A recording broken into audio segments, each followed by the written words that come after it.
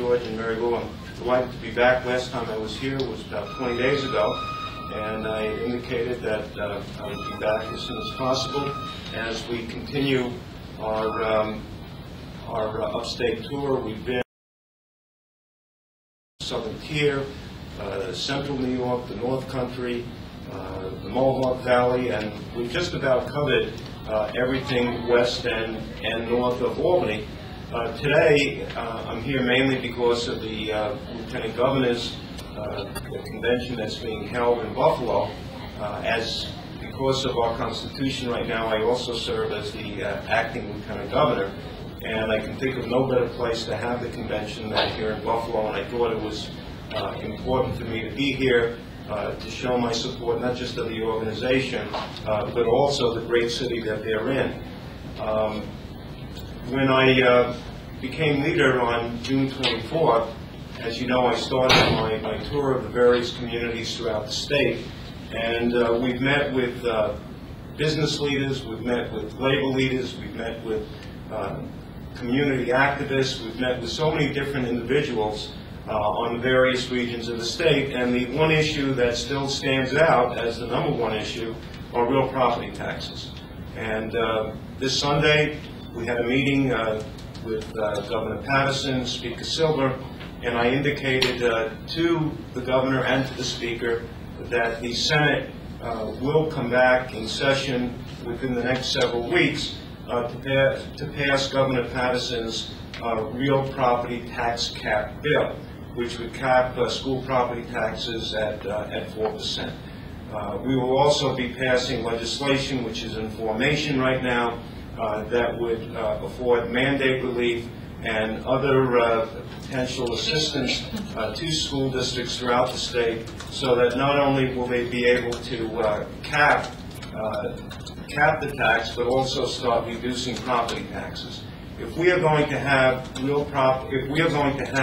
economic revitalization, job creation in upstate New York, western part of the state, or any part of the state, we have to control real property taxes, or businesses are not going to locate here, they're not going to grow their businesses here, or they're just going to plain out leave New York State.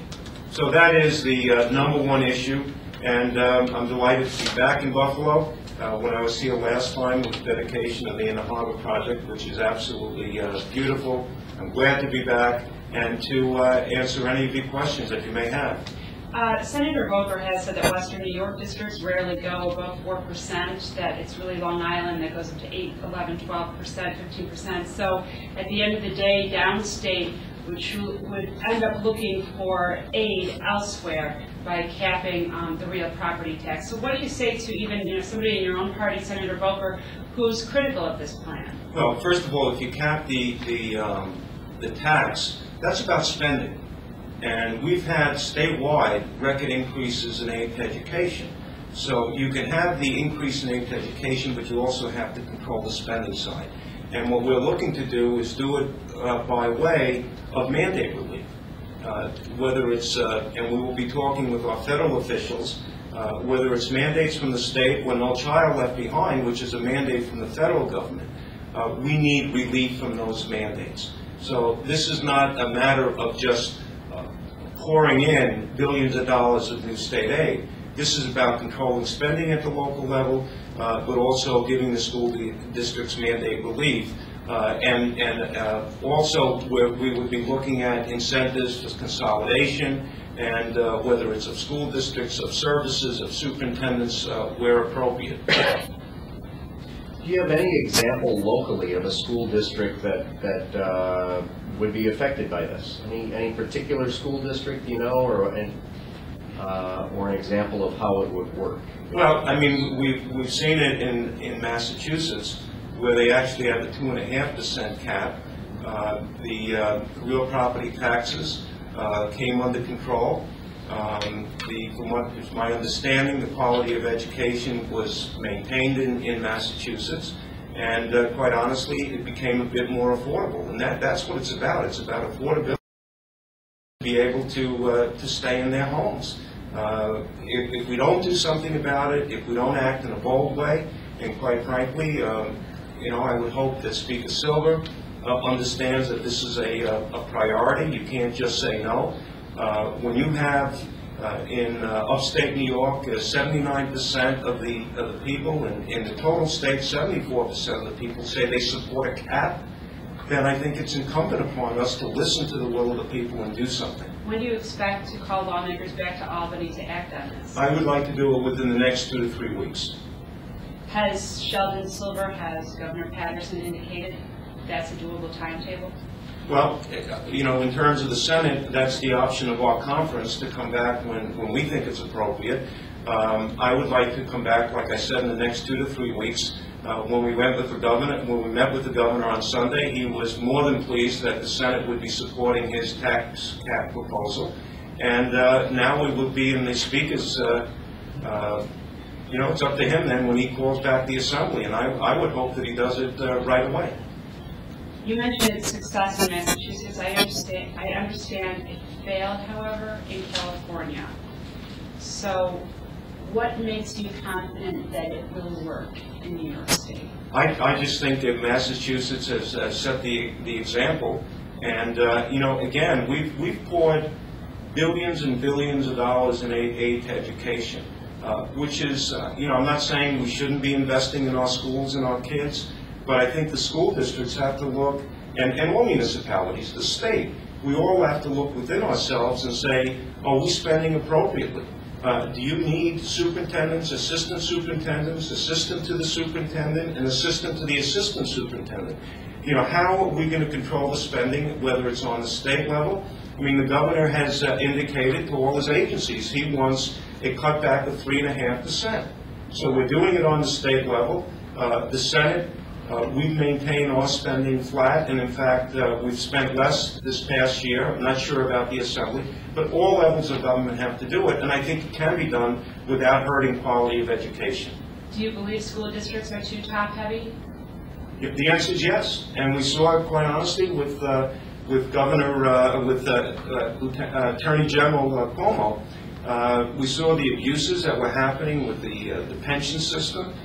With attorneys, we've seen the double dipping with superintendents, and we've acted as a legislature unanimously to curb those abuses, but more has to be done.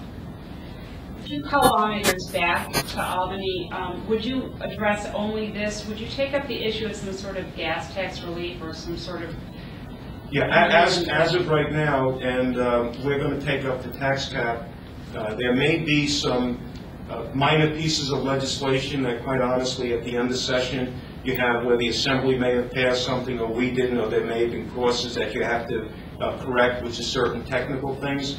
But the governor has requested that we start working on the heat program and other issues concerning affordability of home heating fuel for this winter, and our staffs will be meeting on that, but not at that legislative session.